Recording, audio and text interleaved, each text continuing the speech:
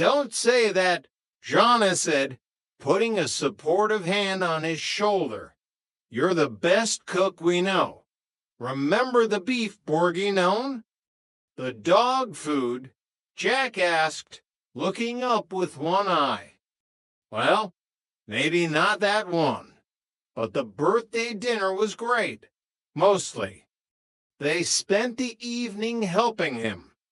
Jana timed his whipping technique, and Chrissy provided moral support by staying away from the stove, a safety precaution they all agreed upon. After 6 tries, a perfect golden brown cheese souffle rose from the oven like a miracle. "It's beautiful," Chrissy whispered, as if the souffle could hear her and would collapse if she spoke too loud. Jack beamed. "I did it. I actually did it." Just then, Stanley Roper knocked on the door. "What's that smell? Is something burning? I don't allow fires in this building." Jack rushed to the door, accidentally slamming it too hard. The vibration traveled through the floor, into the kitchen, and right into the oven. The sofa fell. Jack stared at the oven door. He didn't even open it.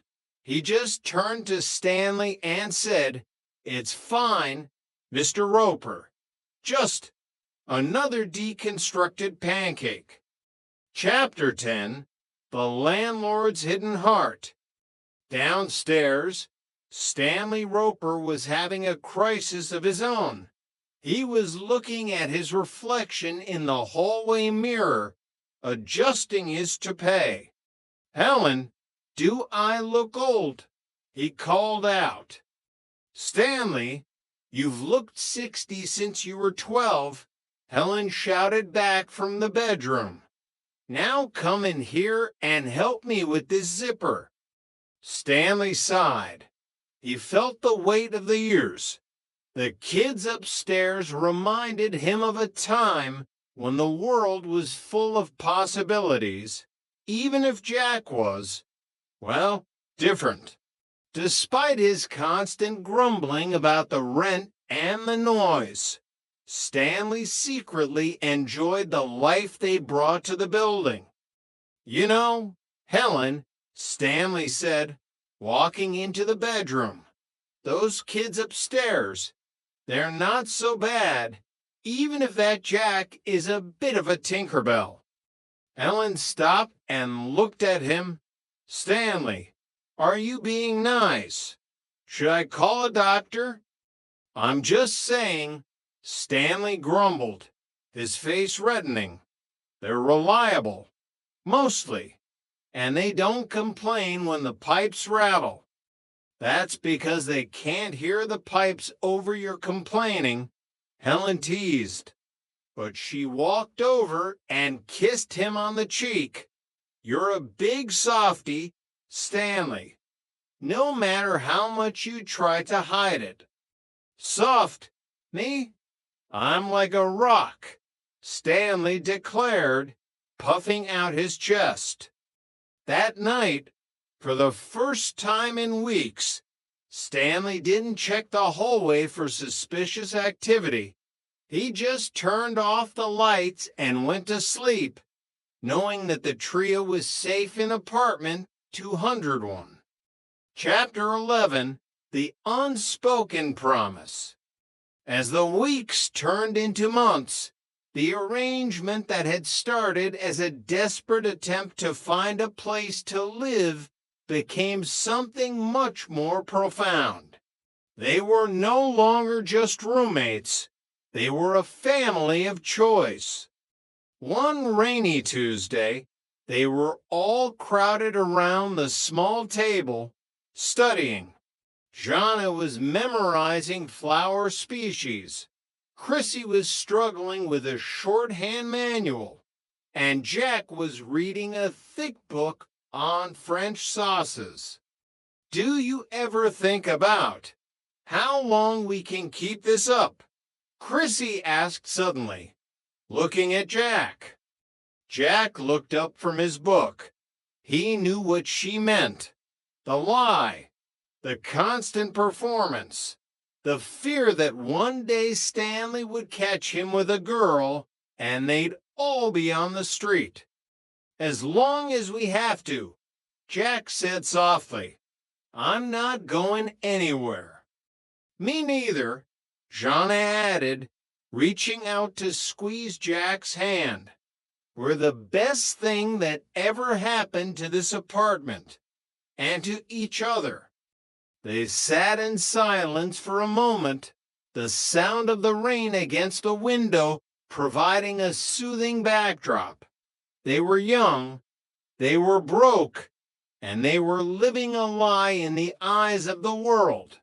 But in the four walls of apartment 201, they found a truth that was more real than anything else. Okay, Jack said, breaking the tension with a smirk. Now, who's going downstairs to tell Stanley the water heater is making that screaming sound again? Not me. Jana and Chrissy shouted in unison. Jack sighed, standing up and grabbing a wrench. Fine, but if I don't come back, tell my culinary teacher the sofa was deconstructed on purpose. And as he walked out the door, the sound of their laughter followed him down the hall. A bright, defiant light in the heart of Santa Monica. Chapter 12. Looking Forward. The era of the 1970s was a time of transition, a bridge between the rigid traditions of the past and the uncertain freedom of the future. For Jack, Jana, and Chrissy, apartment 201 was their own private bridge. They had faced hurricanes from New York, robberies by their own landlord, and the constant threat of discovery. But with every crisis, their bond deepened. Jack had learned that being a man wasn't about fighting in a pub, but about buying back a friend's cameo. Jana had learned that being a leader meant knowing when to let Jack take the lead in the kitchen. And Chrissy had learned that even if she walked in her sleep, she'd always have to pairs of hands to guide her back to bed. As the sun set over the Pacific, casting long, orange shadows across the Santa Monica Pier, the trio stood on their small balcony, looking out at the world. What do you think is next? Chrissy asked, leaning her chin on her hands. I don't know, Jack said, putting an arm around her and Jana. But whatever it is, we'll handle it, together. Three's company, Jana whispered. And it's a crowd we're lucky to have, Jack added. Below them, Stanley Roper was out on the lawn, shaking his fist at a stray dog. Helen was watching from the window, shaking her head and smiling. The world was messy, loud, and full of misunderstandings. But as long as they had each other, life in apartment 201 would always be a ball again. Laughter was calling for them, and they were ready to answer. Chapter 13. Larry and the Great Encyclopedia Scheme.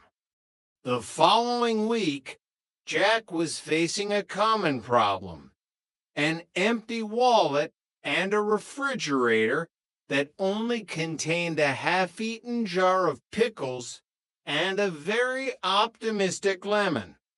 We need cash, Jack declared, slamming the fridge door. I'm thinking of selling my blood, but the nurse said they have a limit on how many times you can go in a month. You could try a part